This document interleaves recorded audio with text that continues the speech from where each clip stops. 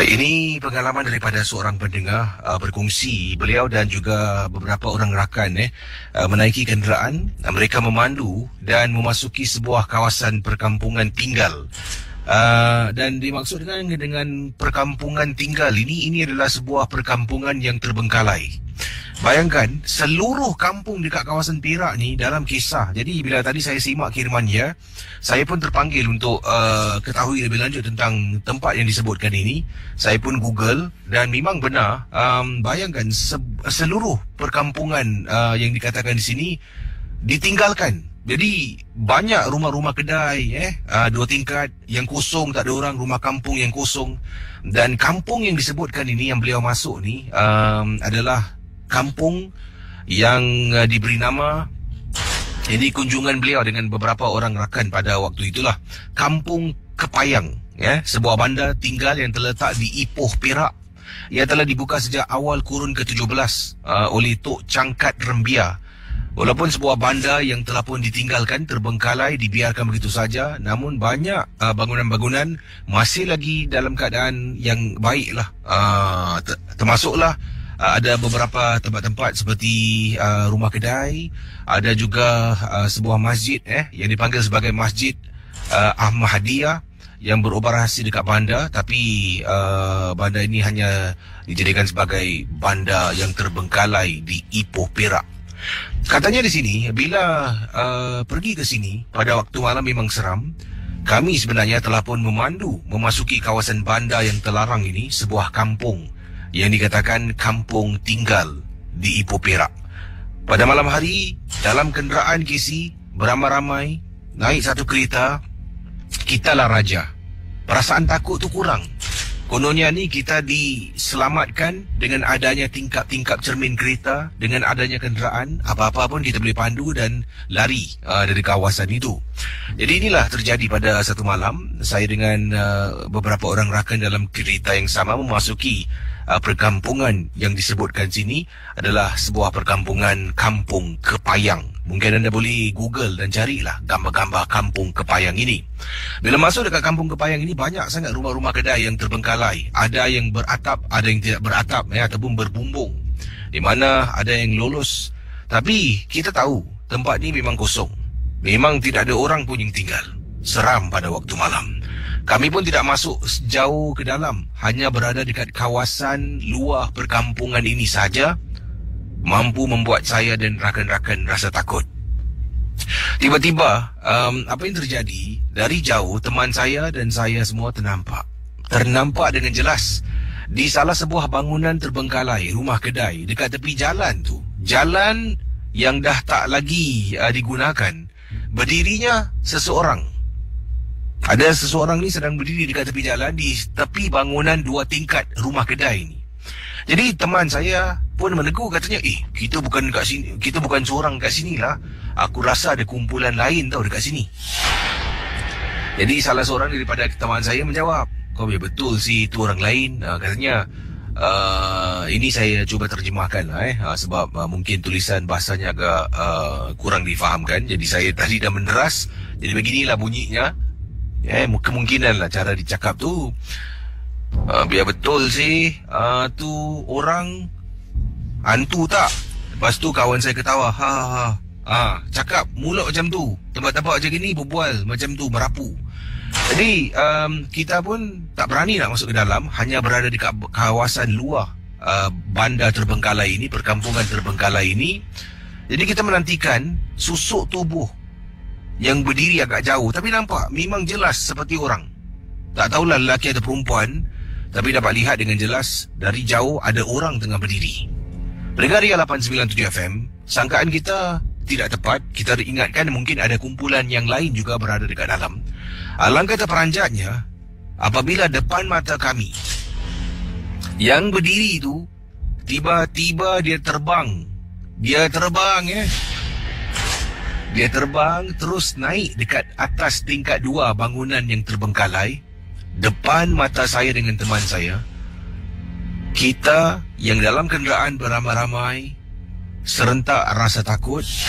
Serentak kata, angkat kaki, jalan, sekarang, jalan.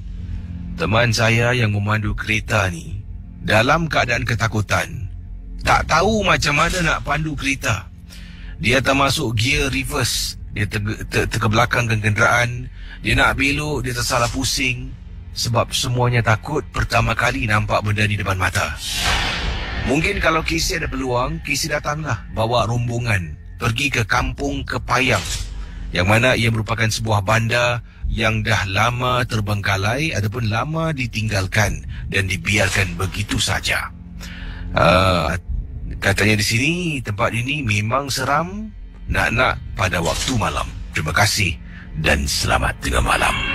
Selamat tengah malam kepada semua pendengar Misteri Jam 12. Saya Casey menemani anda pada tengah malam ini. Saudara pendengar Ria 897 FM. Kisah yang pertama datang kiriman email yang saya terima dari Sasha. Dalam kiriman ini, Sasha menceritakan ini melibatkan arwah makcik saudara beliau. Arwah makcik saudara beliau. Begini kisahnya. Arwah makcik saudara saya dah banyak buat kesilapan dengan adik-beradik yang lain. Satu ketika dahulu, hidupnya mewah. Mewah sangat-sangat. Sebab dia ni adalah seorang tukang ubat. Banyak membantu kononnya.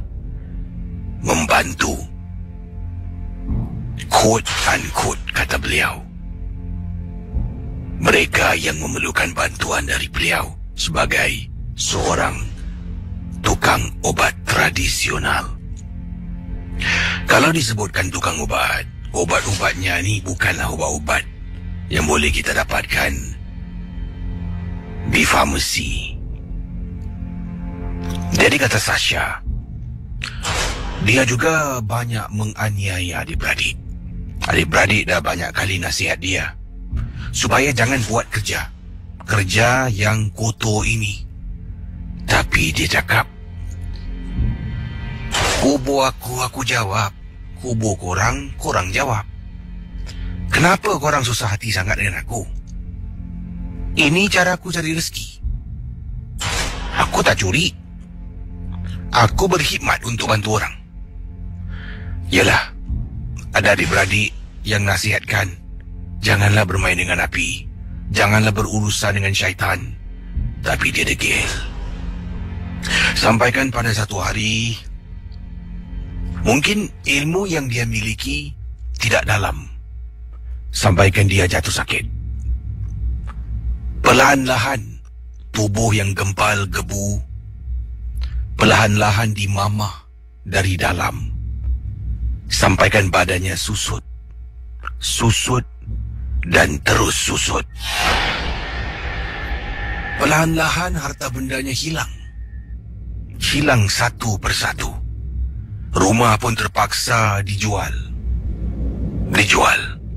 Ataupun dikembalikan kalau tak silap saya. Dan tak ada tempat tinggal, Casey. Tidak ada tempat tinggal. Ibu, kata Sasha, ibu saya sebagai kakak kepada makcik saya ni, mengambil dan menerima makcik tinggal bersama dengan kami. Tanggungjawab seorang kakak. Walaupun adik pernah melukai dengan kata-kata yang tidak baik, degil, ungkal, tetapi air yang dicincang tidak akan putus. Saya dengan kakak saya, kata Sasha, tidak setuju. Malah bila ibu panggil makcik tinggal bersama dengan kami, beberapa minggu saya tidak bercakap dengan ibu saya. Saya faham itu tanggungjawabnya. Tapi dia pun ramai adik-beradik yang lain. Ibu saya ada 11 adik-beradik. Kenapa tanggungjawab ni seorang, ibu saya seorang saja yang perlu berikan kepada makcik saya?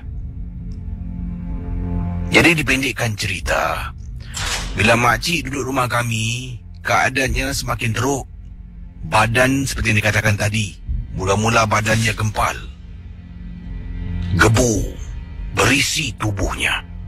Makin hari makin susut makin susut sampai kurus kering. Hanya tinggal kulit saja.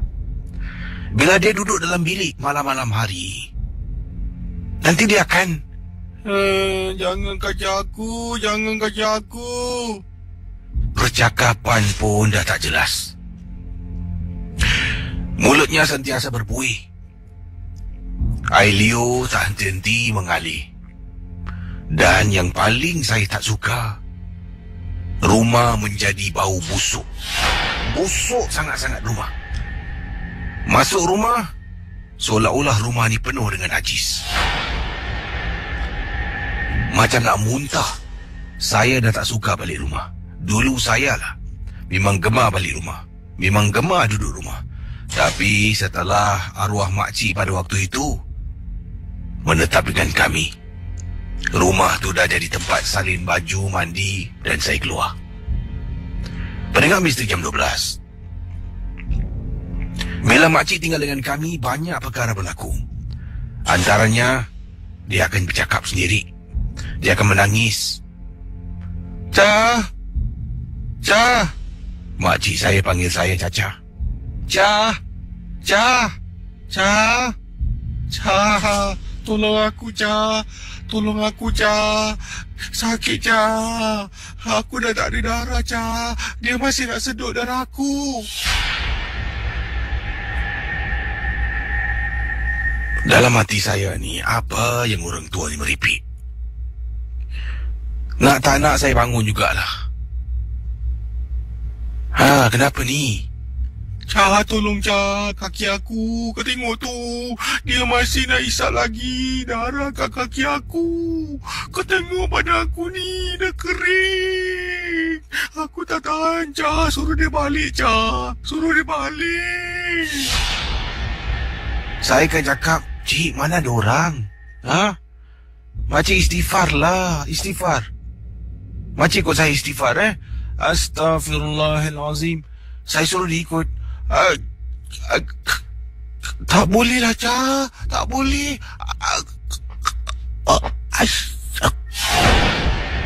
Hairan Casey. Perkataan yang begitu mudah, makcik saya tak boleh lafazkan. Mula-mula tak fikir tau yang bukan-bukan.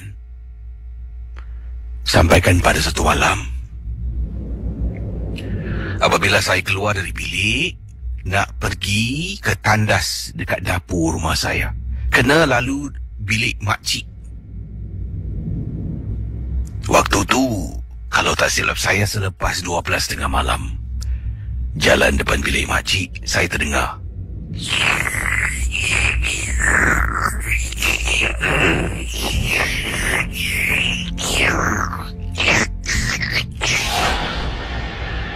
bunyi apa tu? Saya menghampiri bilik makcik saya yang pintunya tidak tutup rapat. Ada renggang sedikit. Jadi dekat pintu yang renggang tu, saya cuba mengendap. Ya Allah, Casey. Mungkin saya salah nampak. Akan tetapi dekat atas katil makcik saya, kelihatan sekali pandang. Ini bukan tengok lama-lama. Saya tengok, ternampak benda yang melakukan, terus saya pandang lain. Dalam hanya beberapa saat, saya nampak seperti ada seseorang, lidah panjang, sedang jilat-jilat. Tadi beliau katakan yang makciknya, kalau tidur, air liur tak henti-henti mengalir, mulut berbuih-buih. Ada seseorang dekat katil, lidah panjang sedang jilat-jilat air liur makcik yang melilih.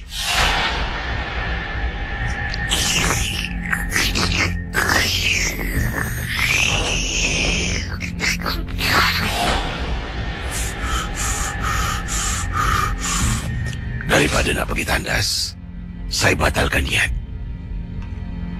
Saya masuk balik bilik. Bilik tidur saya kongsi dengan adik. Sebab dalam rumah ni cuma ada 3 bilik tidur. Oleh kerana makcik tinggal dengan kami, adik saya terpaksa beralah dan tidur sebilik dengan saya. Saya masuk balik dalam bilik. Masih lagi terbayang-bayang. Tak nampak wajah, tapi nampak macam ada orang sedang tunduk, rambut panjang. Nampak lidah sedang menjilat-jilat ailiu makcik saya, Kisi. Dipendekkan cerita, keadaan makcik saya semakin teruk. Sampaikan makcik saya meninggal dunia. Baik, silakan 669-11897. Hello, selamat pagi. Selamat pagi, Kesi. Hai, siapa tu? Amin sini. Panggilan dari mana ni? Saya daripada dalam kereta nak pergi makan ni. Oh, okey. Dan pengalaman yang anda nak cerita tentang apa ni? Silakan. Ni 5 tahun lalu lagi, Kesi. Apa yang berlaku? Kita pergi explore lah kan kat kubur. Masa kita satu kereta lah, ingat nak macam pergi explore lah tempat yang kita training dulu kan. So tadi kawan macam cakap pergi lah pergi kubur. Dulu macam kami okey kan. Terus saya tanya berani tak. So kita pergi lah masuk dalam. Dia macam kita masuk dalam perimeter tau. Macam square list gitu lah. So first time kita masuk tak apa. So kita lepak dekat bus stop. Kita lepak dekat bus stop, kawan saya tegur, tadi kan sebenarnya aku dah nampak benda lah. Habis kita cakap, kau nampak apa tak dalam kita? Tak nak, aku tak nak bilang korang pada aku tengah takut. Habis kita semua macam, kita 3 orang semua bilang dia lah. Sekali jom kita pergi lagi sekali lah. Kita pergi tengok. Habis memang kita tu ni cakap, tak nak, aku seram. Tak apa, kau tak payah tengok. Sampai tempat dia kan, kau tunduk bawah je. Kau bilang kita kat mana, nanti kita tengok. So kita pergi lagi lah. Kita pergi lagi, so dah nak macam dah nak keluar daripada tempat tu, saya kena belok kiri. So bila saya belok kiri, saya nak kena toleh kanan lah, tengok ada kereta lah. Tapi padahal malam tu tak ada kereta kan. So saya berjalan belok kiri lah. So saya tetap toleh kanan lah. So bila saya toleh kanan tu, ada nampak macam tubuh perempuan lah, pakai kain batik, baju kecil, tengah duduk macam duduk antara dua sujud gitu lah. Habis terus saya pecut keluar. Member-member semua dekat dalam kereta tu tengah keluar tumit. So kita dah sampai bus stop kan. Saya terus kaku, saya jam. Aku tak boleh keluar kereta ni, aku tengah shock ni. Saya bilang orang lah. Habis member saya semua dekat keluar. Kita relax. Habis kita semua tanya, kau nampak apa tadi? Saya bilang diorang lah, tak nampak apa.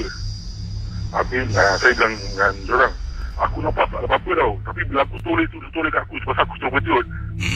Yang kelakar ni, semua member semua tak dalam, semua nampak sama benda.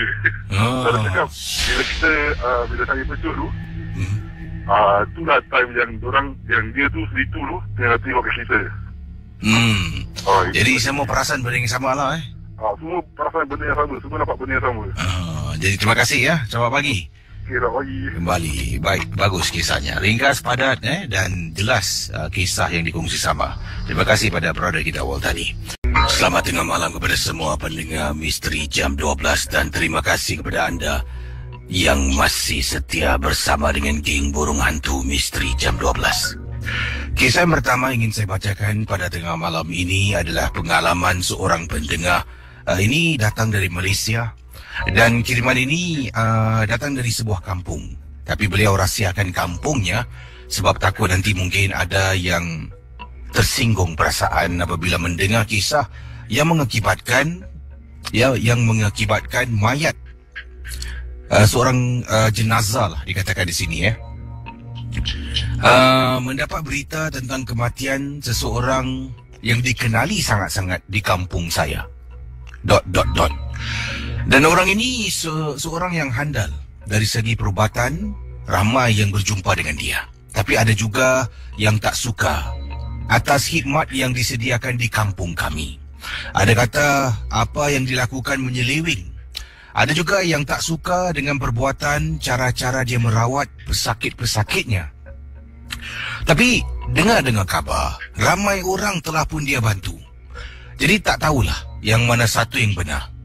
Cerita yang dia menggunakan jin, kadam untuk segala khidmat yang diberikan, ataupun saya nak harus percaya yang dia telah pun membantu banyak orang. Begini kisahnya, Kisi. Pengalaman yang saya nak ceritakan ini apabila si Polan ni lah, seorang tukang obat handalan meninggal dunia di kampung yang saya diami. Percaya ataupun tidak, inilah kisah dalam Misteri Jam 12. Kisah ini berlaku lebih kurang 8 tahun yang lalu, pendengar ya, 897. Apabila mendapat berita ini pada jam 7 lebih malam tentang saya berikan nama samaran Tok Ai. Tentang Tok Ai dalam keadaan nazak dan sakit. Ramai terus mendapat berita. Biasalah, kalau seseorang ni dikenali di kampung, orang tu sakit, orang tu dah baik sakit, orang tu keluar negeri, orang tu tolong ni semua akan tahu dalam sekelip mata. Lagi-lagi dengan kampung saya yang agak kecil ni, Kisi. Bila Tok Ai dalam keadaan nazak, berita tersebar luas dan ramai orang mula rasa takut. Bukan apa, sebenarnya Tok Ai ni memelihara katanya banyak kadam dan jin. Kalau dia meninggal dunia, apa akan jadi dengan jin-jin yang dia pelihara? Adakah jin ini akan ikut sama masuk ke alam kubur, ataupun jin ini akan terlepas dan mengganggu penduduk-penduduk kampung? Saya di sini ingin berkongsi pengalaman. Pada malam jam 7 lebih malam mendapat berita tentang pemergian Tok Ai. Saya mula suruh anak dengan isteri saya duduk dalam rumah, jangan keluar. Dan juga ramai orang-orang kampung tak ada yang lepak dekat kedai kopi, dekat warung, tidak ada, Kisi. Semua masing-masing berada dalam rumah dan tidak ingin keluar. Dengar-dengar kabar, bila Tok Ai ni meninggal dunia, difahamkan jin yang ada dalam tubuh Tok Ai, dalam jagaan Tok Ai akan terlepas.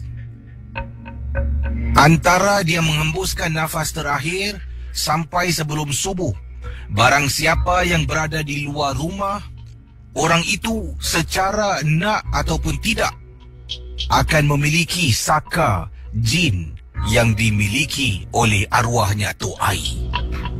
Dipendekkan cerita, Casey, saya tak tahu sebenarnya adakah ini benar ataupun tidak, tapi saya rasa lebih baik saya berwaspada. Lebih baik saya menghalang sebelum ia terjadi, dan kalau nak merawat akan makan masa yang lama, Casey. Saya dah arahkan isteri duduk rumah, anak-anak duduk rumah, dan Casey bayangkan, anak dengan isteri dah tidur sebilik. Anak saya memang kalau tidur bilik berasingan. Saya ada 3 orang anak. Isteri dengan saya sebilik, anak saya yang lain, anak perempuan 1 bilik 2 orang, anak lelaki 1 lagi bilik seorang. Tapi malam tu kita tidur beramai-ramai. Isteri saya dalam bilik tidur dengan anak-anak atas lantai, tidur rapat-rapat kerana takut, Casey. Bila tiba 12 lebih tengah malam, Assalamualaikum, saya dengar suara Tok Ai. Tok Ai ni orangnya suka merokok. Jadi bila dia berbual, suaranya, bila dia bercakap ni, suaranya agak garau dan basah. Jadi bila saya dengar dekat tingkap, ada orang beri salam, suara serupa arwah yang telah pun meninggal dunia. Assalamualaikum. Nasib baiklah, anak-anak dengan isteri saya dah nyenyak tidur. Saya yang tak boleh tidur sebab khawatirkan mereka. Assalamualaikum.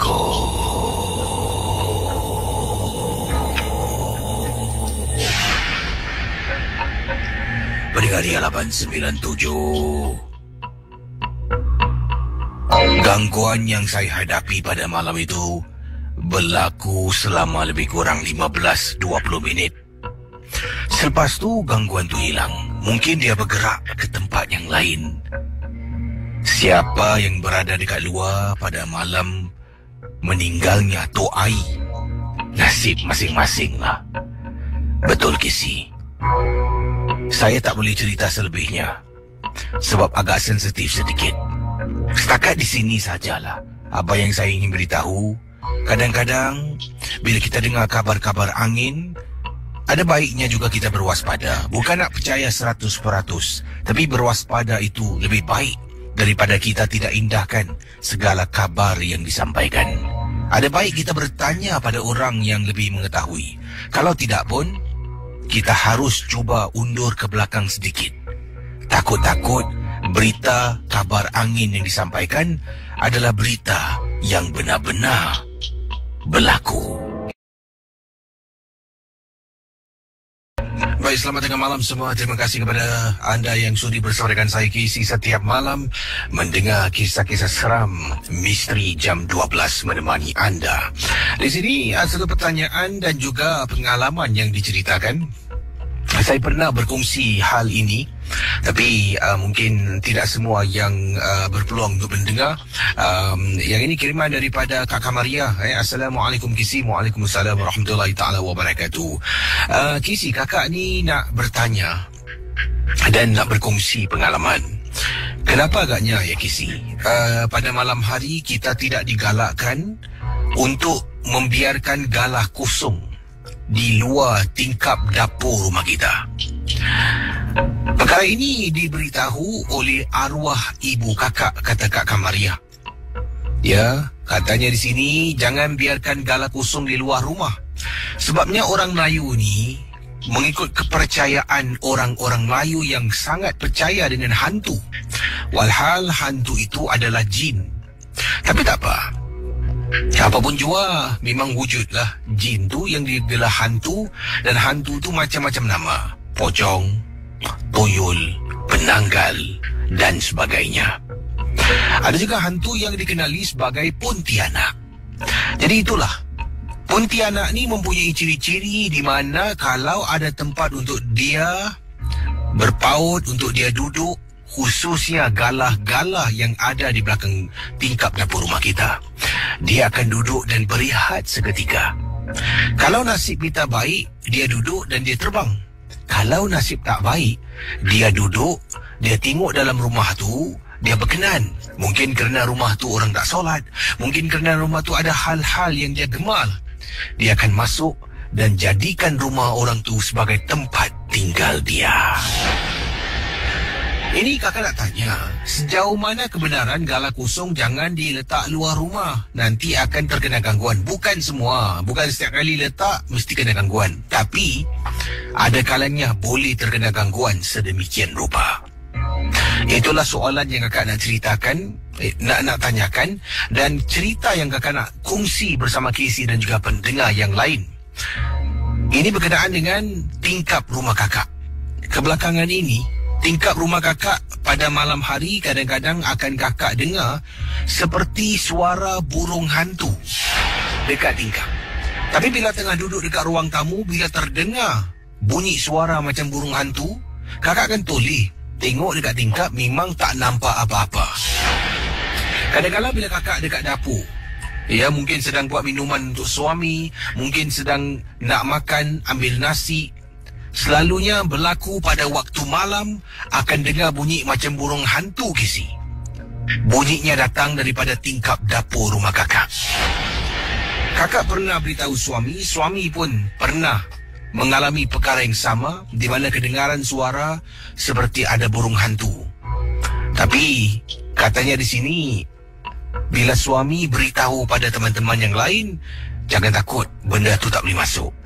Sebab itulah kau selalu dengar dekat luar dan kau takkan nampak dia. Apa yang kau buat dalam rumah tu bagus, teruskanlah. Solat, mengaji dan sebagainya. Kalau boleh azan sekali dalam rumah kalau mampu. Jadi bila dengar apa yang diceritakan oleh teman suami kakak lah, teman suami kakak, kata Kak Kamaria, suami pun ceritakan pada kakak, alhamdulillah, mungkin kerana rumah ni sentiasa orang solat, mengaji dan sebagainya. Tapi kedengaran dekat luar rumah tu sudah membuat saya rasa takut sangat-sangat, walaupun tak nampak. Kata orang, burung hantu ni seringkali dikaitkan dengan Pontianak. Baik, kalau kita sudah bersedia, anda sudah bersedia, kita teruskan. Saya akan bacakan kisah berikut ini. Dalam MJ12 di Ria 897 FM. Ini berlaku di salah sebuah lift. Ini merupakan sebuah rumah, katanya ini rumah binaan kerajaan dekat Shah Alam. Lift yang berhantu. Bagaimana? Baik, ini kisah berlaku di sebuah rumah binaan kerajaan di salah sebuah kawasan di Shah Alam. Dikongsi sama, ini kiriman daripada pendengar kita. yang bernama Putri. Kata Putri, apa khabar KC? Saya Putri, berasal dari Malaysia, Shah Alam. Saya ingin berkongsi satu kisah berlaku di sebuah rumah binaan kerajaan. Ini sebuah rumah flat. Saya seringkali pulang ke rumah agak lewat, dan ada satu lift ni yang mana banyak kejadian yang menakutkan, yang menyeramkan pernah diceritakan pada lift. Saya dah duduk dekat flat ni dah hampir 4 atau 5 tahun. Dan biasalah kalau kita duduk sini, kita kenal dengan orang, jadi kawan, jiran pun dah macam saudara. Nanti mulalah kadang-kadang bila kita duduk bersimbang ni, keluarlah cerita-cerita, antaranya cerita seram berkenaan dengan lift yang dimaksudkan. Ada kalanya saya balik ni, saya akan rasa penat sangat.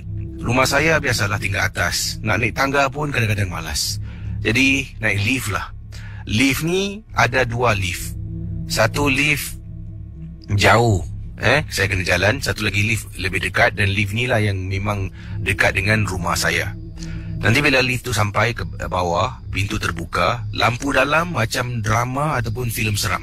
Kelap-kelip, tak tahu kenapa lah. Dah banyak kali buat aduan. Nanti kadang-kadang dah betulkan.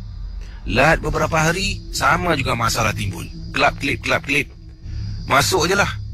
Jadi bila dia kelap-kelip, kadang-kadang dia akan, lampunya menyala, terang. Kalau lampunya gelap, tutup, padam, dia kelap-kelip tu, dia akan mati. Bila mati tu gelap, memang tak nampak.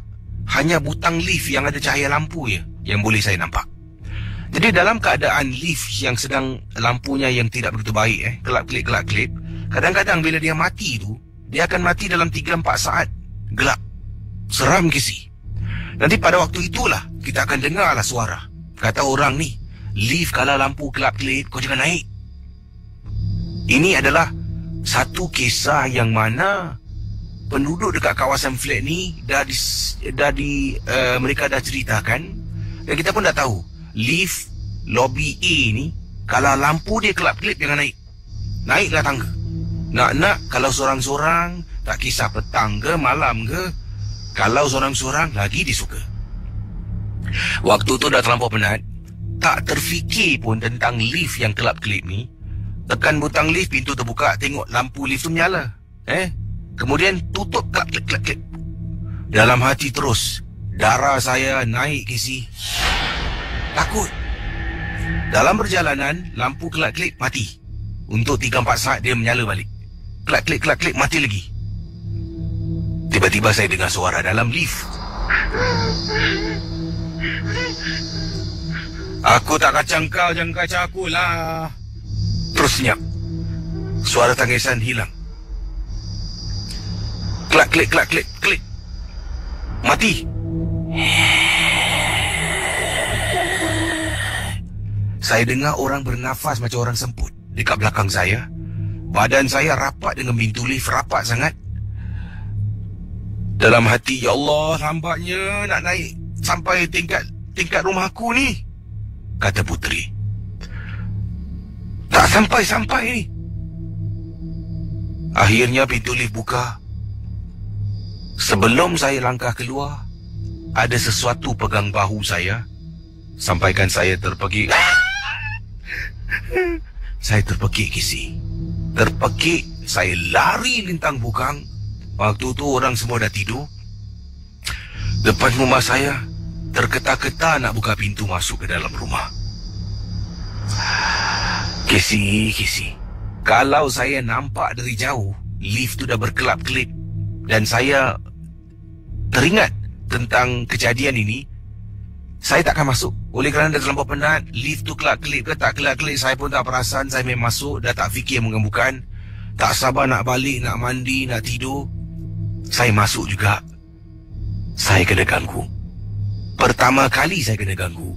Sepanjang saya tinggal, dan saya ketahui kisah seram tentang lift di salah sebuah rumah binaan kerajaan di Shah Alam, Malaysia.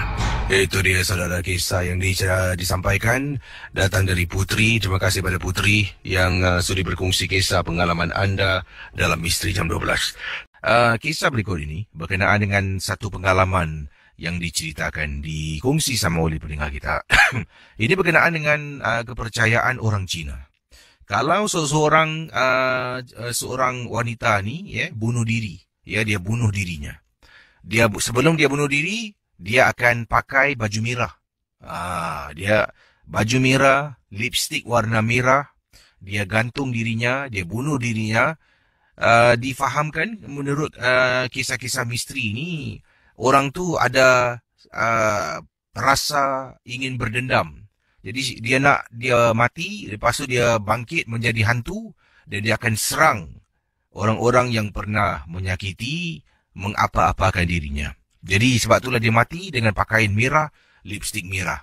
Dan juga ini pengalaman yang nak diceritakan, peristiwa yang dikongsi sama berlaku. Kiriman daripada pendengar kita bernama, mana ni kejap Okey, ini pendengar kita dari Malaysia juga mendengar rancangan MJ12 berbangsa Cina. Jadi untuk Ken Hui, selamat Tahun Baru Cina. Happy Lunar New Year kepada Ken Hui yang berkongsi pengalaman. Ini email saya terima dah lama. Minta maaf lah Ken Hui kalau sedang mendengar. Jangan merajuk ya. Saya nak cari cerita lah sedikit sebanyak dia kena mengenal dengan hantu Cina. Cari email, cari satu persatu, naik kero mata. Ya, boleh terbelit Akhirnya jumpa juga kisah ni. Kisahnya tidak panjang, yang ringkas.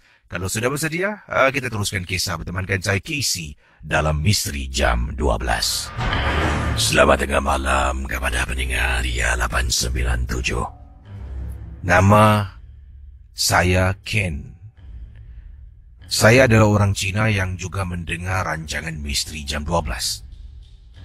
Ini adalah satu kejadian yang berlaku dalam rumah saya.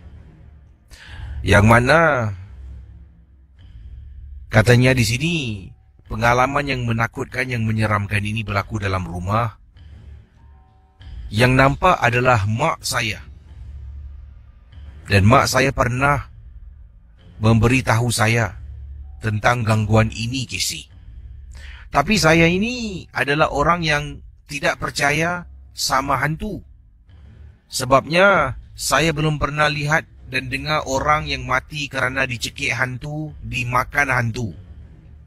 Kita ni sebenarnya mempunyai perasaan kita yang menakut-nakutkan kita. Jadi jangan percaya dengan hantu, kata Ken Hui.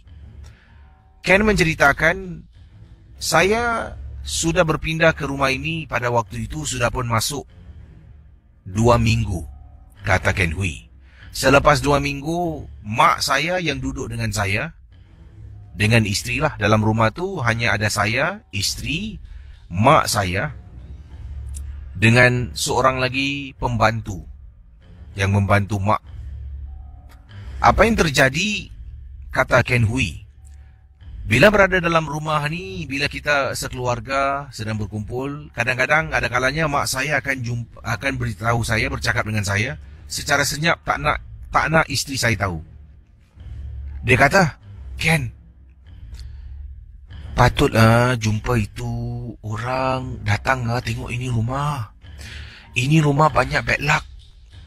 Tapi mak dia cakap dalam bahasa Cina lah, dalam bahasa mungkin Cantonese ke, tak tahulah. Jadi saya akan membidai. Saya kata tak adalah, mak ni fikir sangat lah. Kita ni baru pindah ni, rumah ni. Kurang lebih 2 minggu saya menetap di dalam rumah ini. Saya tidak percaya. Malah bila tanya pada pembantu saya mengatakan mungkin mak saya ni terlampau ikutkan emosi sebab dia pun tak nampak apa yang diceritakan oleh mak. Dari itu saya kata, ni nampak.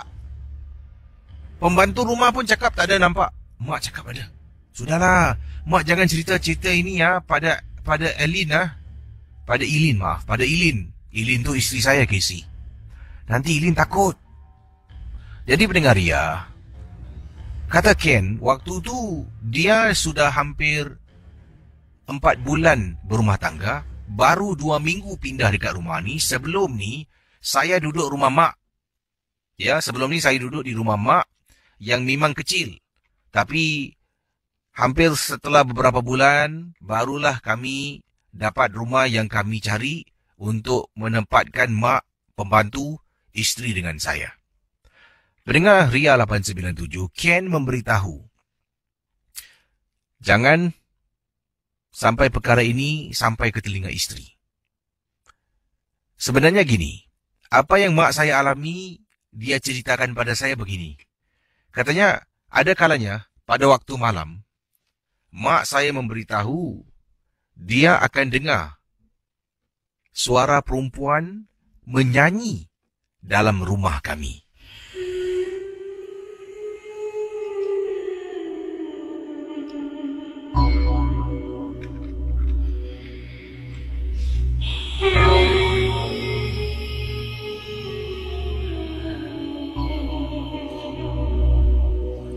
Pendengaria 897 FM.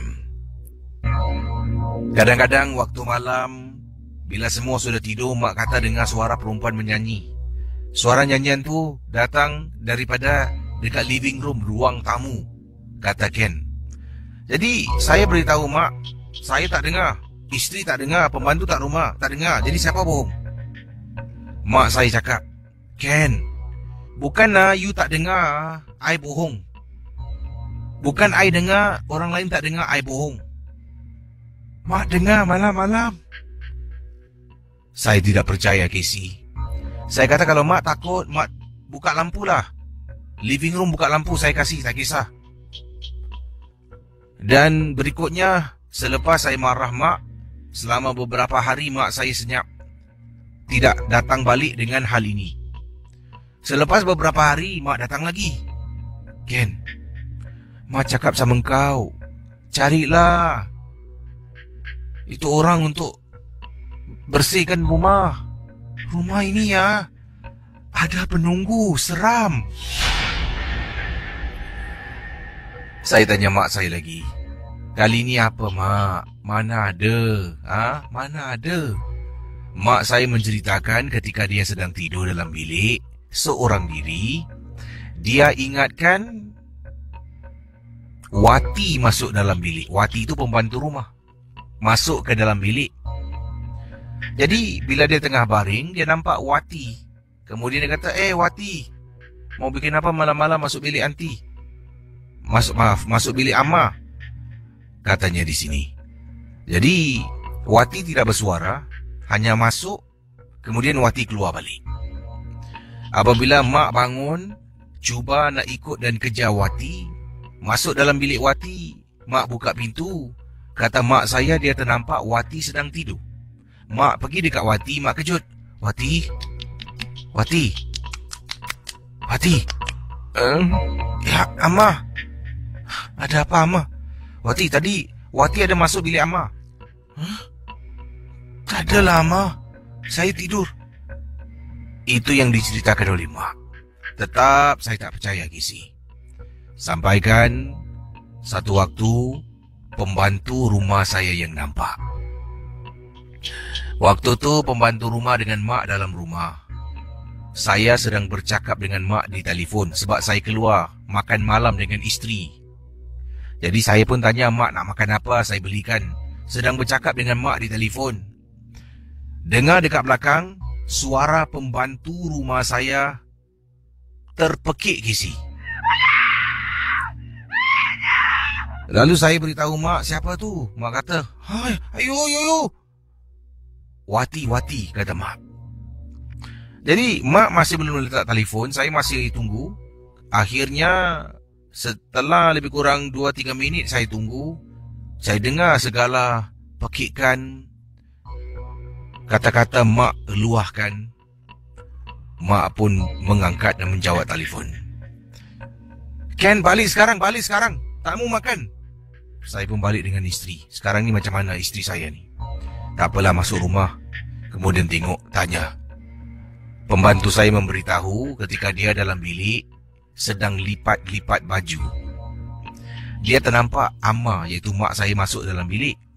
Kemudian Amma masuk, diri dekat depan, senyum. Yang memeranjatkan, menakutkan dia apabila Amma saya, mak saya ni jalan-jalan sampai dekat tembok. Dekat tembok dalam bilik tu, Amma tiba-tiba jalan, pijak tembok naik ke atas. Sampai kan Amma jalan naik tembok menggunakan kaki, panjat tembok, Kisi. Itu yang buat dia terperanjat. Dia tutup mata, pejam matanya, lalu terpekik sekuat-kuat hati. Amma masuk dalam, buka mata. Dia terkejut lagi tengok Amma. Sebabnya tadi dia nampak Amma jalan. Jadi dia ingatkan Amma yang masuk yang betul ni, mak saya ni adalah hantu. Menggigil tubuh badannya bila saya pulang. Dan nak tak nak, saya harus percaya sebab kali ini bukan datang dari seorang, tapi dari dua orang yang berbeza. Mendapatkan bantuan seorang pakar, datang ke rumah untuk bersihkan rumah, kata Ken. Casey, rupa-rupanya dalam rumah tu pakar mengatakan ada roh yang mati yang mana masih belum keluar daripada rumah ni. Wanita ni mati dalam rumah, tak tahulah kenapa sebabnya, dia mati sakit ke, bunuh diri, gantung diri, makan racun, tapi ada seorang wanita yang mati dalam rumah ni. Pakar itu suruh saya tanya pada jiran, apakah sejarah rumah ni. Saya tak nak tahu, Casey. Takut bila dah tahu kisah sebenar, ia akan membuat kita lebih takut untuk duduk dalam rumah ni. Sekian, terima kasih dari Ken Hui, peminat Misteri Jam 12.